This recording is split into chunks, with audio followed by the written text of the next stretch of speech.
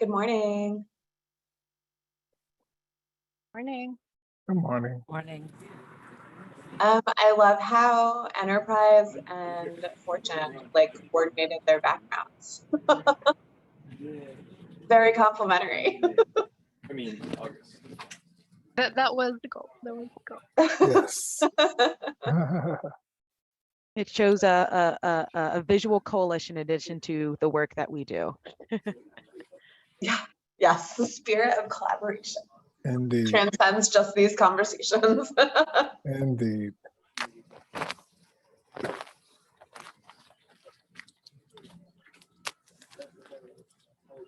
And then we have PSH.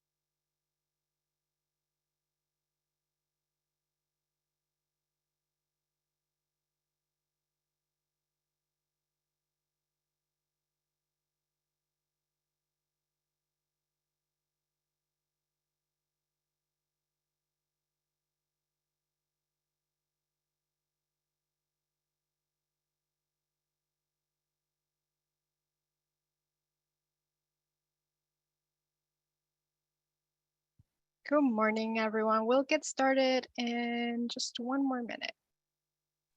Good morning. Good morning. Good morning.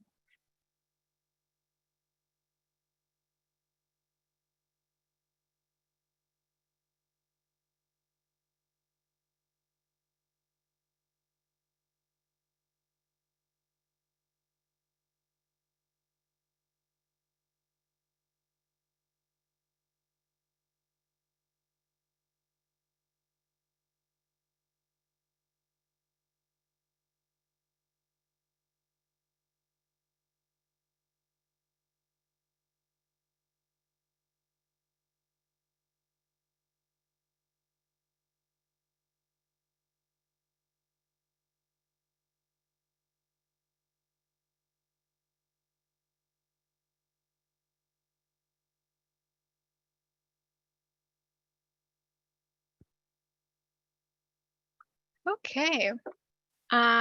We'll get started now. Thank you everyone for joining us for today's event. My name is Camila Fernandez and I'm a program officer with Enterprise Community Partners. And for those that might be a little unfamiliar with Enterprise, we are a nonprofit organization. We work to make home community and community places of like pride, of power, and belonging. And together with our partners, we center on three main goals and pillars that guide our work, primarily on increasing the housing supply, advancing racial equity, and building resiliency and upward mobility. So guided by these principles, we are working in collaboration with the Corporation of Supportive Housing, which is a national leader in the supportive housing space. And we're launching this 9-session training series that takes a deep dive into opportunities for developers and real estate brokers and service providers to really expand housing access for people impacted by the criminal legal system. And the why we're doing this is because we recognize that people with past arrest or conviction records that are looking to return to their communities and rebuild their lives, they're faced with a myriad of housing barriers and restrictions that end up disproportionately impacting low-income communities and people of color. And this is kind of by extension because of the discriminatory practices that we see in the criminal legal system with mass arrest and incarceration policies.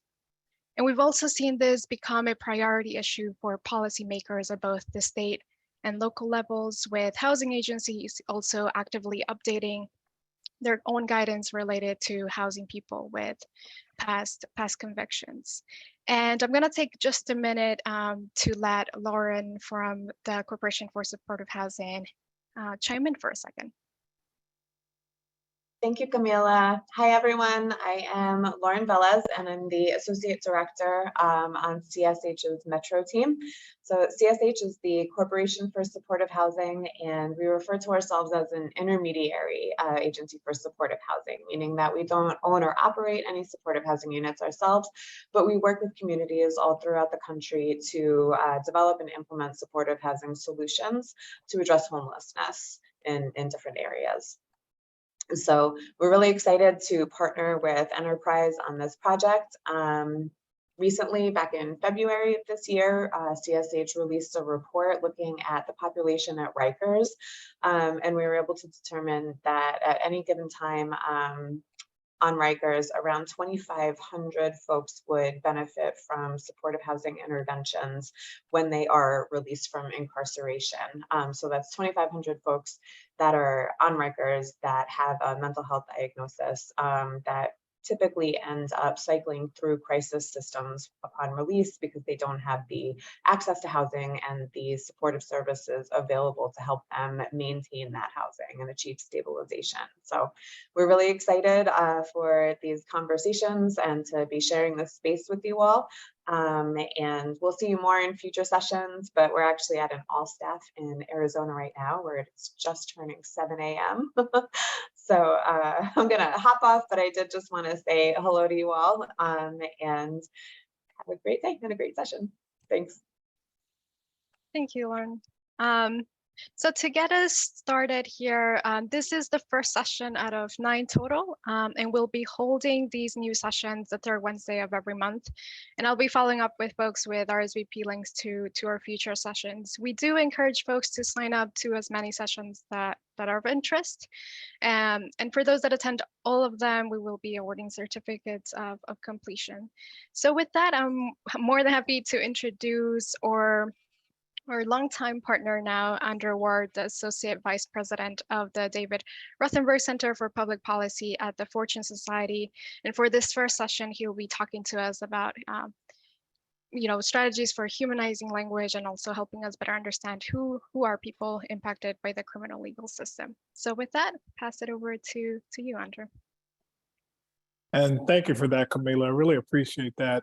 And certainly want to thank all of you who have joined today from the various organizational standpoints. And obviously each of you as leaders who have committed yourself to be involved in this training series to not only learn more, but to also by extension, be able to inform others about the importance specifically around using humanizing language and language that affirms the humanity and people impacted by the criminal legal system.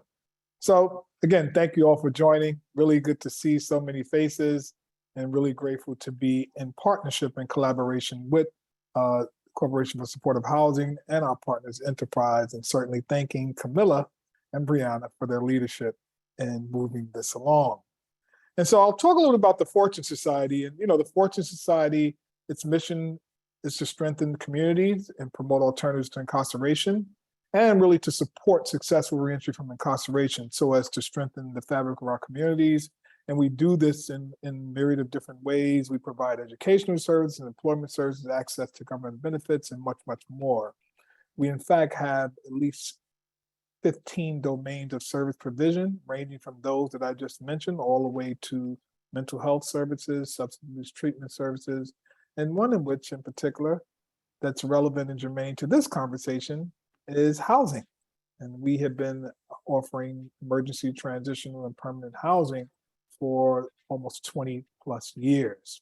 And so we do our work by believing in the power of people's capacity to change. We know that all human beings have the capacity to change. And through that belief, we also know that human beings can not only just change and transform their lives, but live a life of contribution in doing so. We build lives through our service programs that's shaped by their needs and experience of our participants. So much of what you see in our service provision efforts is shaped and informed by the very people that are directly impacted by the system.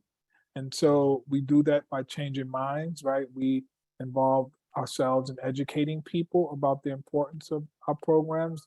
We engage in advocacy work to promote the creation of fair, humane, and truly rehabilitative correctional systems. And this work has been done in the better part of 50 years or so. And our CEO, Joanne Page, has been leading our organization for 32 years. And we have our Deputy CEO, Stanley Richards, who's been there 30 years, our Executive Vice President, Rob DeLeon, and so many other leaders within the Fortune Society, 50% of whom are impacted by the criminal legal system, 30% of whom are part of the executive leadership at Fortune who have been impacted by the criminal legal system. So we say that we walk our talk because it's important to have people who have been impacted by the criminal legal system in leadership, informing the decisions, and ultimately modeling the kind of examples that can support the people transforming their lives. Next slide, Camilla.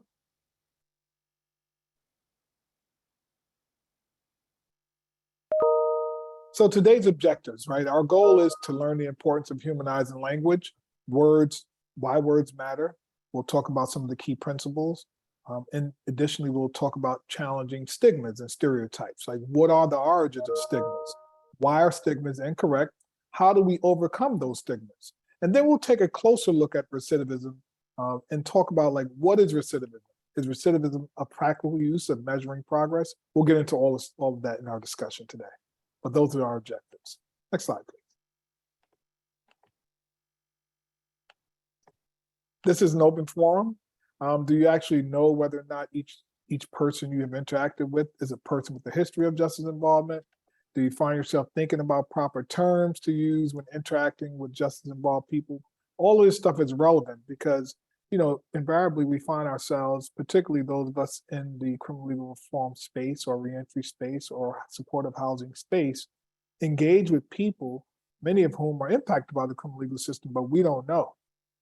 And so it's important that we, one, are paying attention to our spaces, right? Being sensitive to how we engage each other, and then adding to our repertoire of words and knowledge, language that we can use to engage people properly. Next slide, please. So, what language do you typically use, and how have terms you currently use evolved and changed over time? Which is a really, really basic question. We know that when you look at different groups historically who have been described in very pejorative and in mean ways, we know that through their unification and through their advocacy, right, they begin to change the language and how they were described and defined as groups. Next slide. So, engaging humanizing language. We'll see this brief clip. Eddie Ellis, who was the founder of the Center for New Leadership on Urban Solutions, which was an organization that was led by directly impacted people, had written a letter called the Language Letter. And the notion was to begin to appeal to those in leadership and people generally to begin to use humanizing language to describe people who have been impacted by the criminal legal system. People currently or formerly incarcerated, people on parole, people recently released from prison, people with criminal convictions. The idea and notion was to get across to folk that we are people. And so we'll play this brief clip just to give you a little more insight on the importance of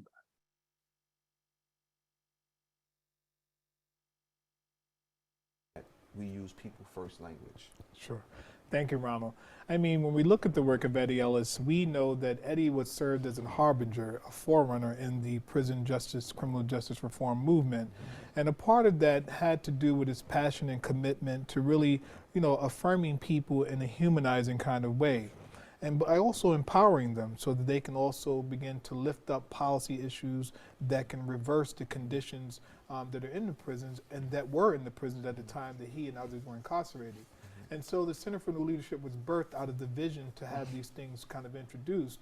And as the first kind of academic advocacy and criminal justice policy think tank in the country, the goal was to begin to have our voices heard in the policy arena in the world. Because historically, people who have had criminal justice involvement have been excluded from the decision and discussion processes as it relates to what impacted their life. And so what he started to do is look at how could we begin to change public perception of people who have had criminal justice involvement.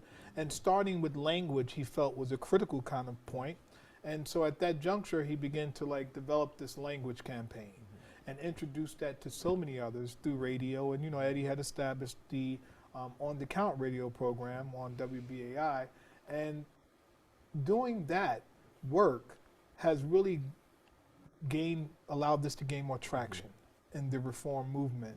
And when we look at human beings, we look at them as human beings, right? Not by the clothes they don or because of the way they comport themselves, but we know fundamentally all of us have in common this human kind of experience. We're human beings born into the world with different experiences, different purposes, yet we're all fundamentally human. And I think what Eddie was looking to do is that while people who have kind of offended in different ways, right, have kind of committed some crimes in the society, they're still part of the human community. And so while they have made poor decisions, while they have consciously done those things, they're still human. And if we were looking to empower those people who have, committed crimes, and by extension make them assets to the communities rather than liabilities, we have to start by affirming them first as humans. And then they can reconcile the fact that as a human being, I victimized another human being. I harmed other human beings. And that connectedness and understanding of human beings will allow for people to grow, to become better, to really reduce and even eliminate mass incarceration, because the more that you have people affirm their humanity among each other, people become more sensitive of how they treat each other. So I couldn't rob or victimize you or kill you even if I realized that you're a human being just like me. That was great. Really You know what? appreciate And I agree with what you just said, Andre, and especially what Eddie had to share. I think it's really very, very important that the communities at hand really come to realize that as individuals, we are our own individuals, that's number one, and we are all human beings. And unfortunately, there comes a point in time in our lives growing up as children, becoming teenagers, into preteen years, that sometimes when you hear things over and over again for a certain period of time, you start to internalize it. And when we internalize it, what winds up happening for us is as formerly incarcerated individuals or as an ex-con, you believe that, and it does nothing to make you feel like you're going to go another step further. It does nothing for you as an individual, as a human being, to take you to the next step of what you want to do with your own life, because you've constantly have these put downs, as I call them, in your life that you internalize so much that you're going to begin to believe it, I mean, I hate to say it like this, but it kind of like reminds me as a battered woman that, you're told you're no good, and you start to believe those things. And unless you find someone that's going to pick you up and tell you all those things are not true about you and work with you on it, you're going to continue to internalize it, and you're going to become that. You yourself wind up being that individual without the help of anybody else other than maybe one or a couple of people that have constantly put you down. And as an ex-offender, I believe that using terminologies, even inside of the prisons, you don't need to be known as an inmate, as a convict. You are a human being. You are an individual. You have a name, and you should be referred to as that name. My name is Virginia. That's what I want to be referred as. I don't want a DIN number on me or any of that stuff. Sure. Yeah, and I'm glad you point up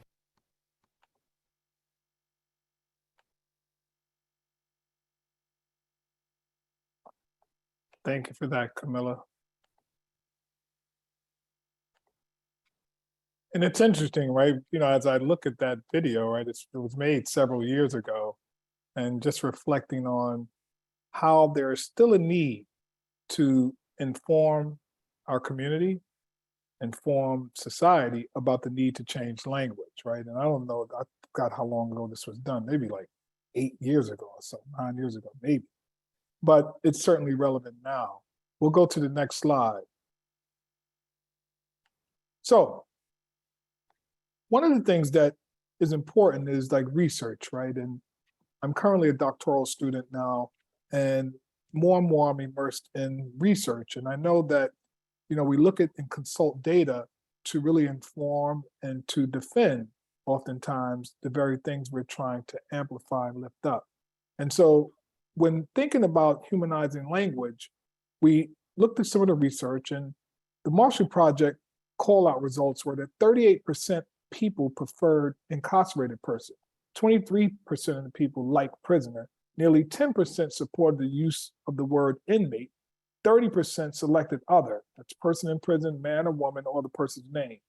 And so the sample of responses, meaning the pool of people of which they spoke with, on how people feel about the words inmate, incarcerated person, etc.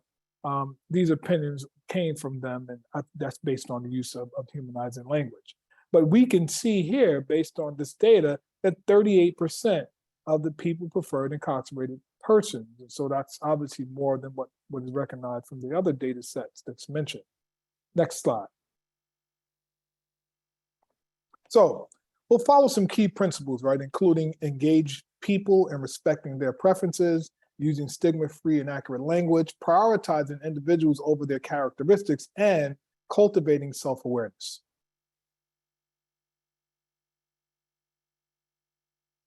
Next slide, please. So here's an activity, right? Each sentence contains hurtful language. Carefully read each sentence and jot down the humanizing term. And then next, write the proper term examples that can be used to replace the dehumanizing term. I'll say it again, like each sentence will contain some harmful language, and carefully read it, right? Jot down the dehumanizing term first, and then next to it, write proper term examples that can be used to replace the dehumanizing term. First one, we welcome ex-cons to rent the premises, but we need to do a background check first.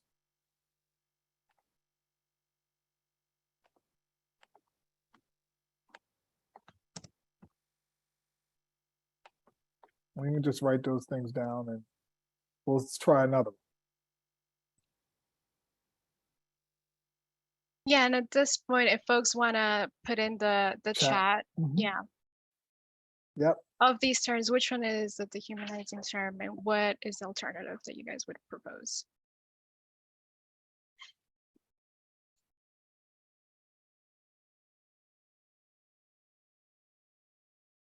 Yep.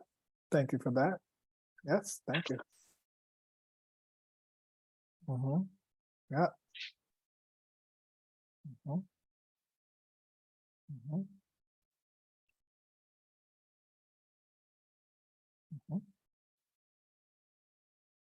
Yep. Thank you for that. And we're seeing Yvonne mention as an alternative, previously incarcerated person as an alternative. Yep. Allison too, people with incarceration histories. Yep, it's another term. Camilla and Brianna, I don't even know if we have to continue this. Seems like everybody knows this stuff already, right? But we can all continue to learn. And it's wonderful to know that people have this awareness already. Here's another term. There are specific housing guidelines for sex offenders, but we will try to accommodate them. Put in the chat the offensive language and also the humanizing language.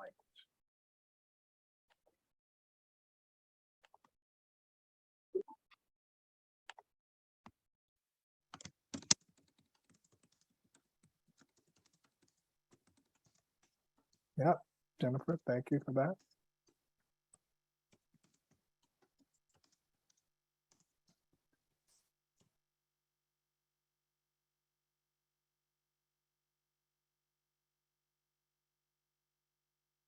Mhm. Yep. Thank you, Allison. Mhm. Mhm.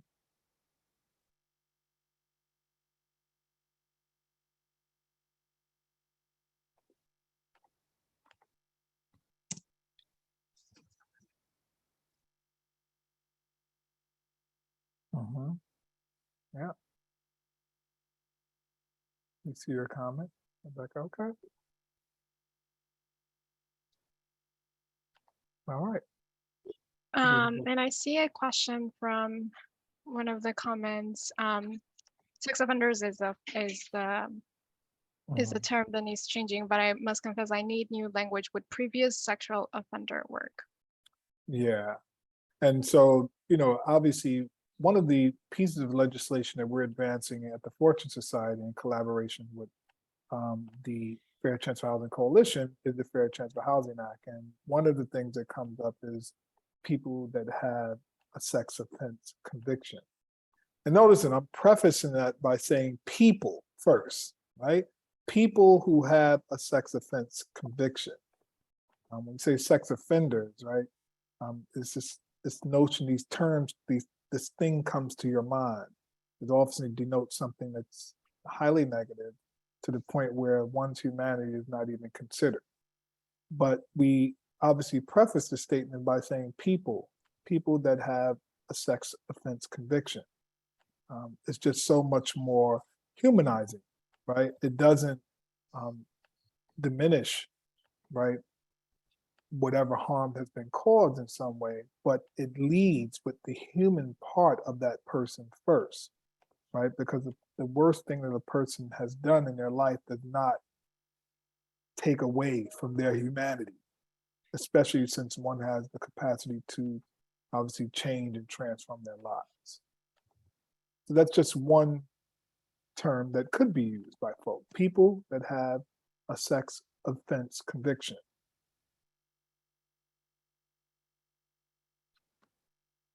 Okay, there's another one. I see on your record you were a young delinquent. Do you have any current charges?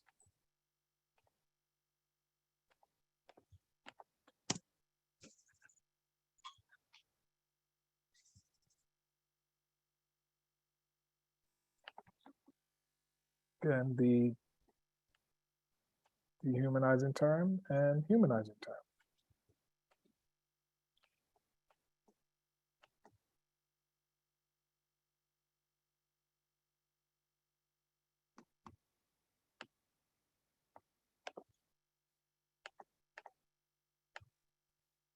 Mm-hmm. Yep. Criminal justice involvement. Yep. Thank you. Eileen, Jennifer.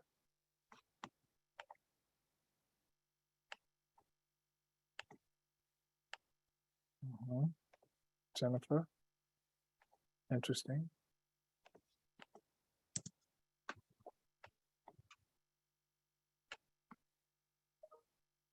Mm-hmm. Yep. Yep. Scott, thank you.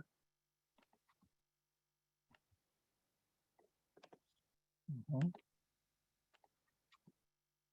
Yep. So it seems as though, we have, based on this exercise, some working knowledge of how we're processing, right, the defining of and communicating with people that may have a conviction history, no matter what that conviction may be. Next slide. So we have another one. We give ex-prisoners the same respect as everyone else. We give ex-prisoners the same respect as everyone else.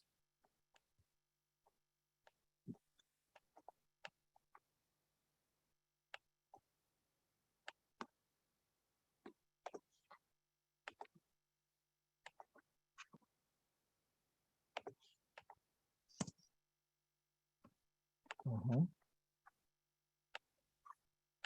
Mm-hmm.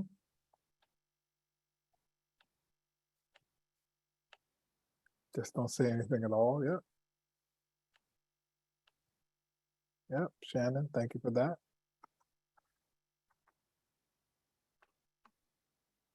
Yep.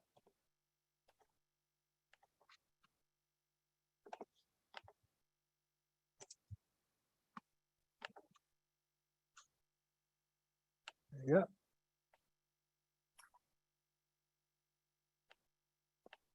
Yep. Justice involved. Thank you, Yvonne, for that. Okay. We'll go to the next slide. So we're happy to have you here. You know, as an ex-offender, you've been through some trying times. We welcome you, which is interesting. I think the very notion of saying someone is an ex-offender or whatever through trying times, but we're welcoming you, seems like almost a contradiction to some degree. Because it may be unwelcoming to use certain language. Right? Vaughn said, just welcome you. Yep. We welcome everyone. Jennifer, yep.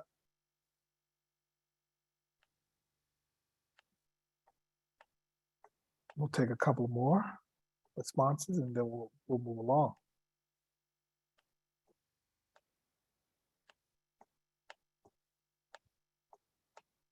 Okay, if there are no more responses. Just want to thank everybody just being involved in this exercise. I would hope that, and we would hope that it's, you know, obviously causing us to think a little bit more, be more reflective in how we describe people who have conviction histories, or people that are formerly incarcerated, or people who have been directly impacted by the criminal legal system, but people. Next slide, please. So, what are some stereotypes or stigmas, you know, you hear on a day-to-day basis about justice involved people? Where do you think they come from? And you can put your remarks in the chat. Like, what are some stereotypes and stigmas you hear on a day-to-day basis about justice involved people? And where do you think they come from? Yeah, a good point.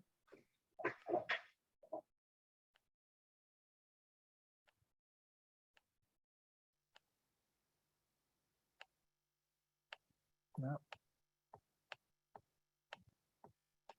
And we thank everybody for, you know, their comments that are specifically related to our conversation today about humanizing language and addressing stigma.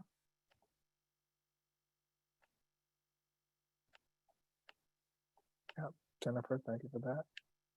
Yep, uneducated. Adina.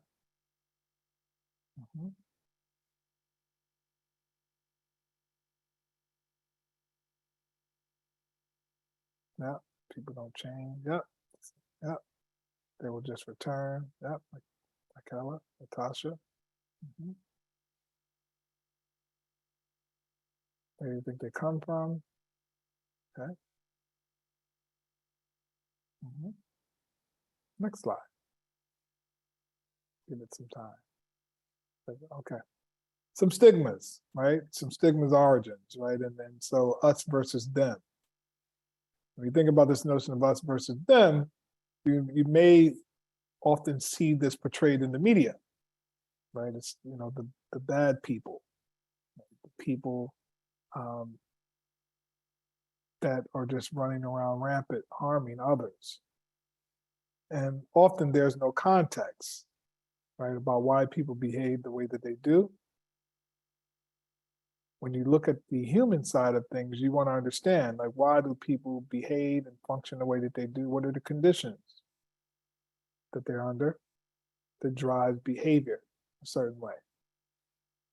So stigma's origins are us versus them. Then we think about the cross-cultural variables like race, morals, religions. Those things shape people's perceptions, which cause them to develop language consistent with their perceptions, with their beliefs, their morals, and based on their race. And so all of these things feed into stereotypes. When you think about notion of race, class, and gender, these are vectors of system inequality in many instances. And therefore, these system inequalities are governed by a certain way people think and perceive the world, and language is used, obviously consistent with that. Next slide.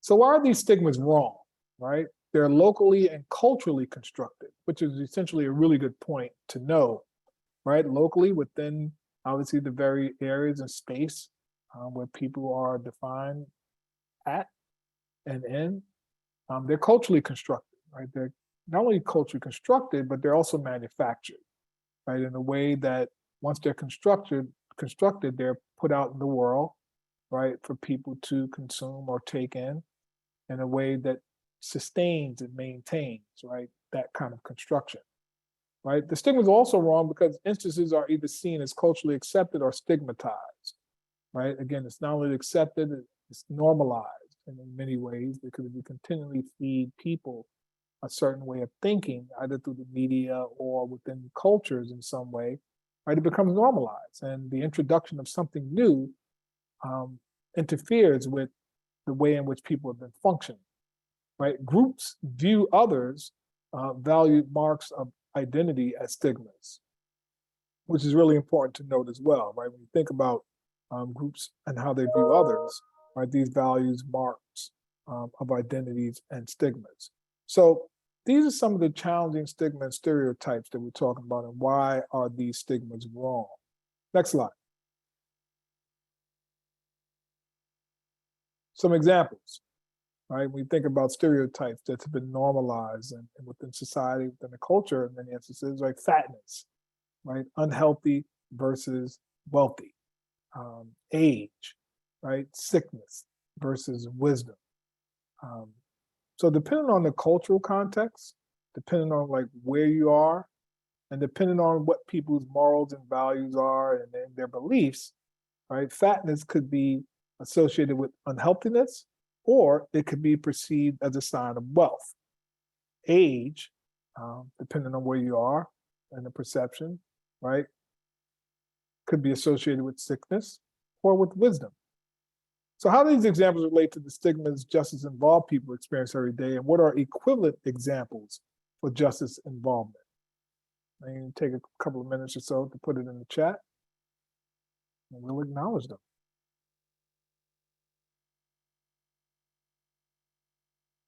So how do these examples relate to the stigmas justice involved people experience every day? And what are equivalent examples for justice involvement?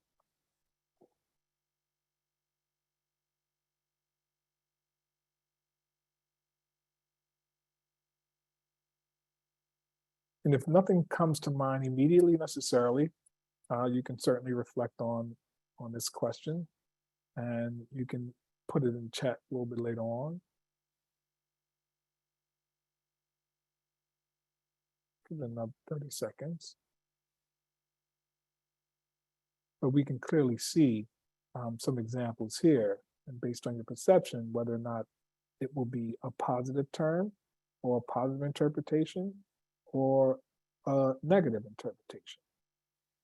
Next slide. So how do we overcome these stigmas, right? And it's important, right? Because in order for us to get to the heart of the issue and to be able to change it in a way that works to bring people to a place of understanding others, right? We have to confront personal prejudice that cause stigma and stereotypes. And that confrontation, we are in no way suggesting has to be physical or anything like that.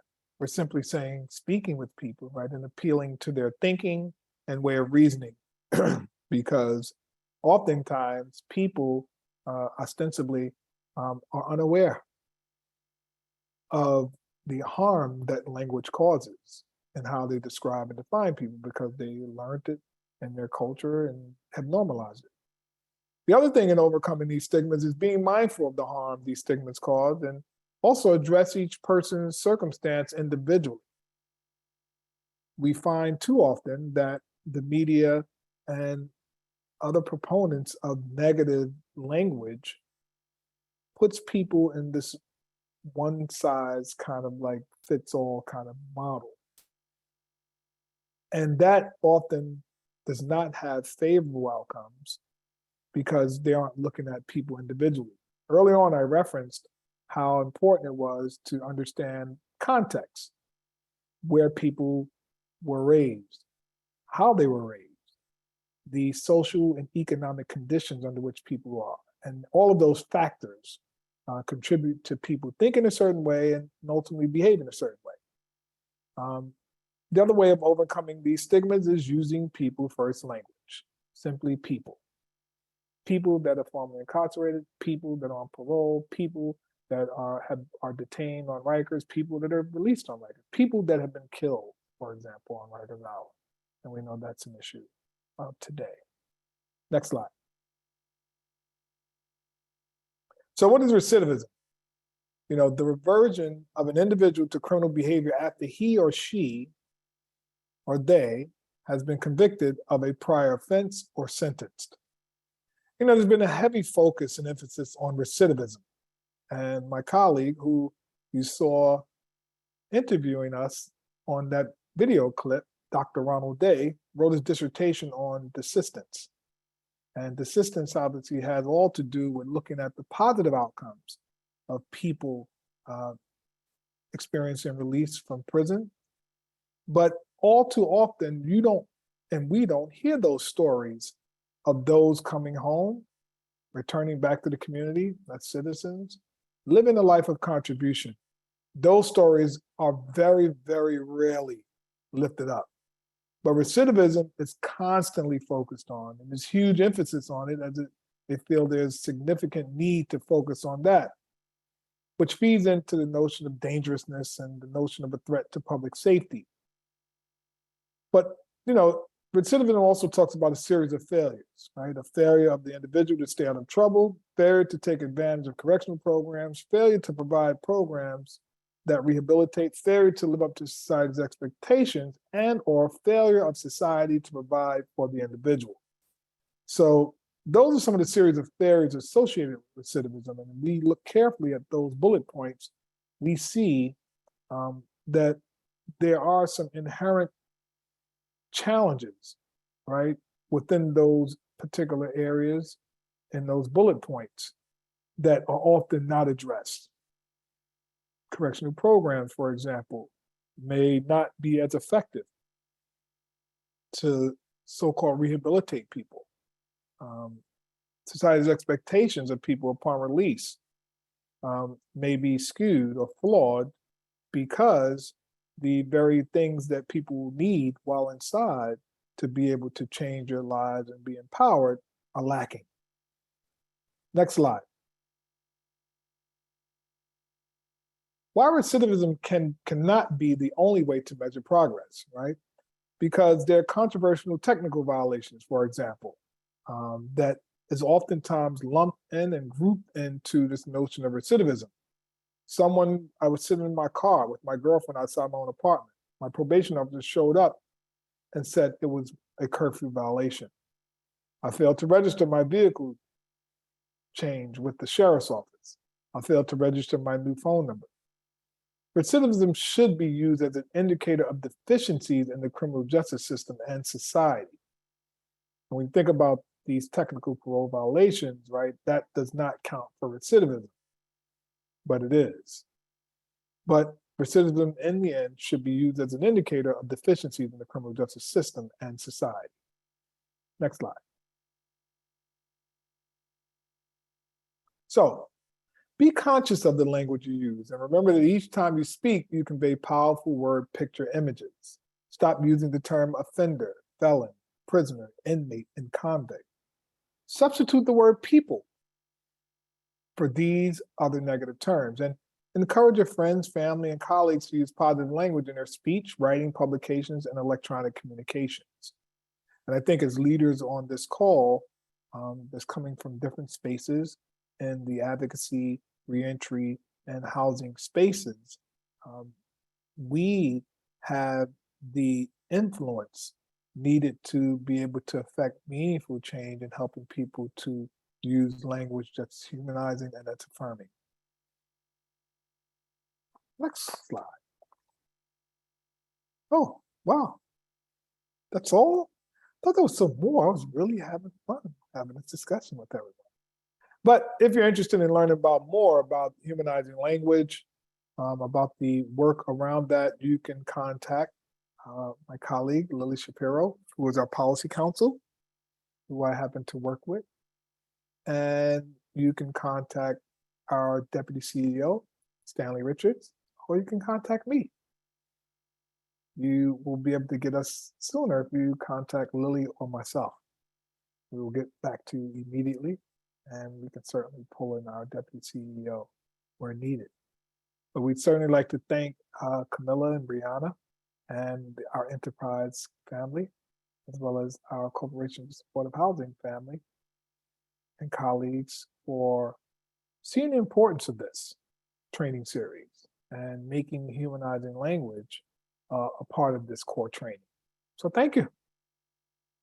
Thank you so much, Andrew, for this presentation, for sharing the importance of what language is, because it can continue to like perpetuate stigmas if we continue to use dehumanizing language. So we wanted to start us off for this future training series on just establishing some basic level setting and common language. So thank you so much, Andrea. And right now we'll open it up for any questions or comments that folks may have. And also, you guys can unmute yourself if you guys want to speak directly as well. There was a comment from Allison saying that we should add recidivism, recidivize, and recidivist into the list of dehumanizing words. Yeah, thank you. Is that from Allison? My dear colleague Allison, noted.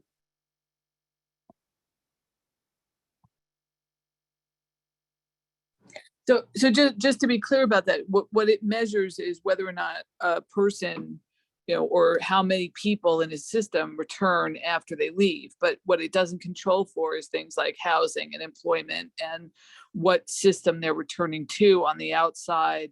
It doesn't control for, what the person was held for or how long. It's just a very, I would say, blunt instrument in measuring anything in terms of outcomes. And we had the Vera Institute did a 50-state report on measuring, I now put it in air quotes, right, recidivism.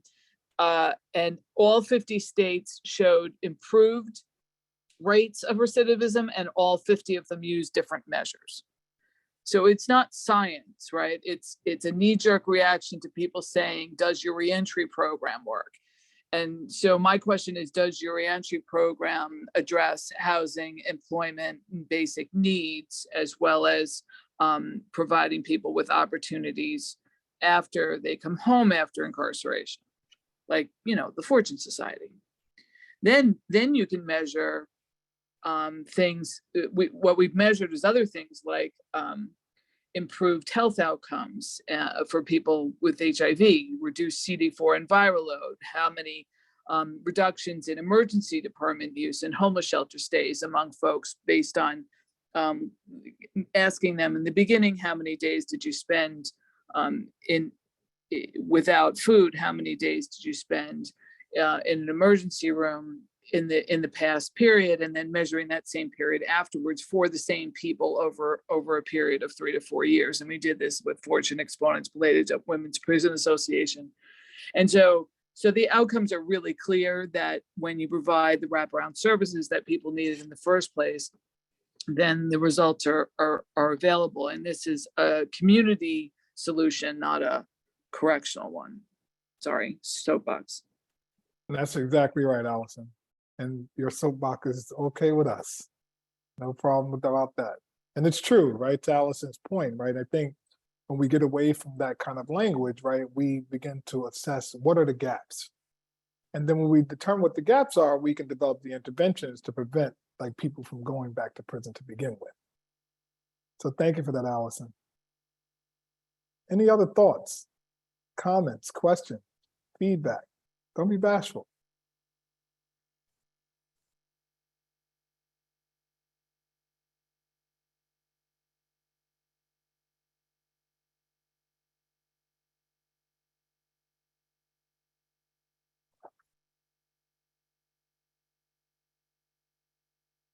So Andre, just FYI, I did post the link to the Humanizing Language blog and the position statement. So all of you should know that the National Commission on Correctional Health Care has a position that indicates that even in correctional facilities, especially in correctional facilities and among correctional health providers, the language that we identified today as offensive is not to be used, and rather person first language is instead. And we do have trainings available on this that go beyond folks working in the criminal legal system, but also in service organizations like health clinics and other groups where they really they're just not familiar. So Yeah, thank you for that point too, Allison.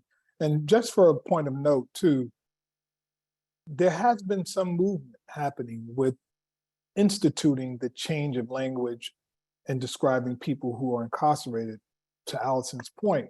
And this has come about fairly recently. Assemblyman Jeffrey Arbery and Senator Gustavo Rivera had put forth legislation in the state to discontinue the use of inmate in New York State prisons.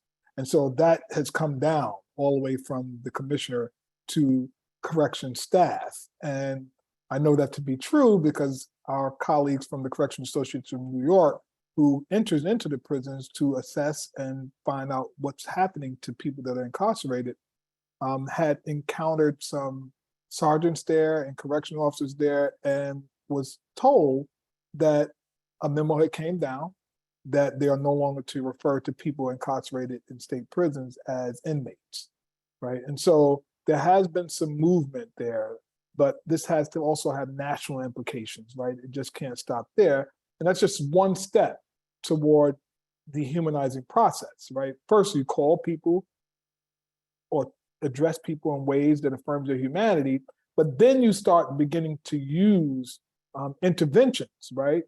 That begins to support that person and empower that person in their humanity, right? Which means legislation and policies to change systems, right? To free up more monies and funding to support and address needs of people. So thank you for that, Allison, too. I just wanted to add that comment.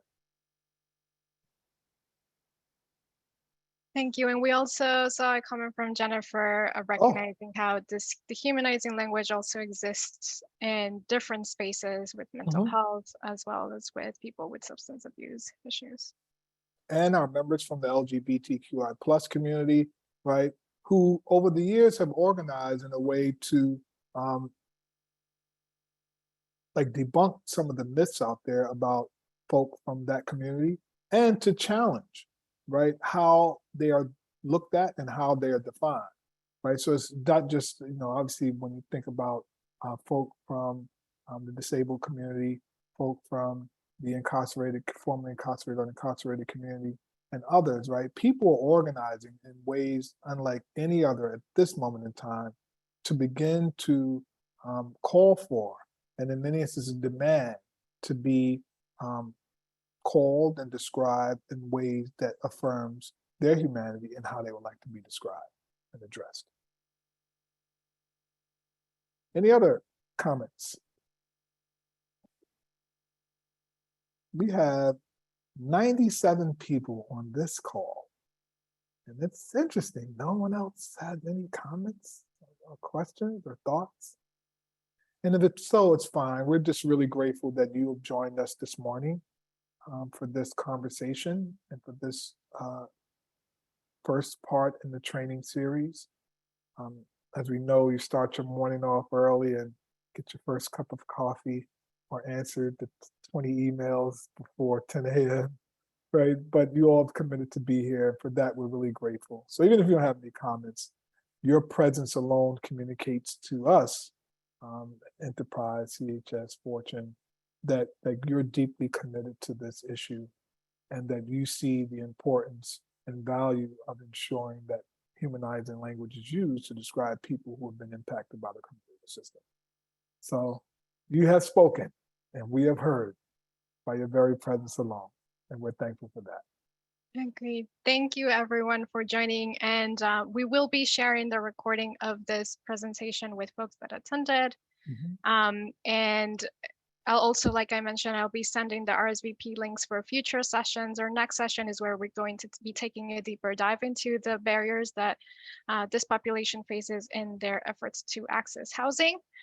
So we'll be taking a much deeper look into that. But thank you so much for, like Andrea said, taking the time and for being here this morning.